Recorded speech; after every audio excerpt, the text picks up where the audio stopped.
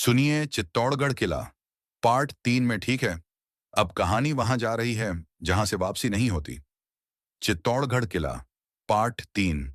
जो चुना गया वो कभी नहीं निकलता। कुएं के नीचे अब समय नहीं था। दीवारों से खून की धाराएं नीचे टपक रही थीं, गरम, जैसे अभी अभी किसी का दिल फटा हो। रानी की आंखें नीरा में ढंसी हुई थीं। चुनो, उसकी आवाज गूंजी, या किला खुद चुनेगा। दो नजरें मीरा आगे बढ़ी। उसका चेहरा अब पहचाना नहीं जा सकता था। नीरा, वो बोली, मैं पहले ही मर चुकी हूं, मुझे छोड़ दो। पीछे से आदित्य की सिसकियां आईं। नहीं, प्लीज, मैं जिंदा हूं, मैं बाहर जाना चाहता हूं। उसकी उंगलियां पत्थर में और धंसती जा रही थीं। नीरा का सिर फटने वाला था। सच जो छुपा था। तभी मीरा हंसी, लेकिन इस बार वो हंसी अलग थी। तुम अब भी नहीं समझी, उसने कहा। नीरा ने उसे देखा। समझूं क्या? मीरा की गर्दन धीरे धीरे सीधी हुई और उसकी आंखों में पहली बार कुछ जीवित दिखा। मैं मरी नहीं थी, मीरा बोली, मुझे चुना गया था। नीरा पीछे हटी। क क्या मतलब? मीरा ने कुएं की दीवार पर एक निशान छुआ। वो चमक उठा। हर बार, वो बोली, 4 आते हैं, 3 डरते हैं, एक किले को सुन सकता है। नीरा की सांस रुक गई। तुम्हें लगता है मैं यूं ही यहां खींची चली आई? मीरा फुसफुसाई।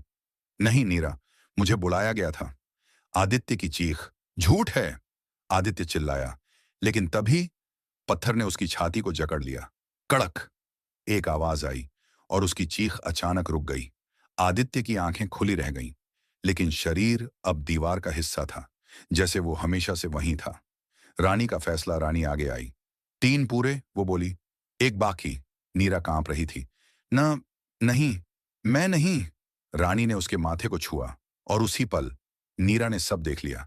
दृष्टि जौहर की आग, सैकड़ों औरतें, बच्चों की चीखें, पत्थर पिघलते हुए, और ऊपर किला जो देख रहा था, जो खा रहा था। नीरा समझ गई, किला कोई जगह नहीं था, वो एक भूखा अस्तित्व था जो दर्द से जिंदा था।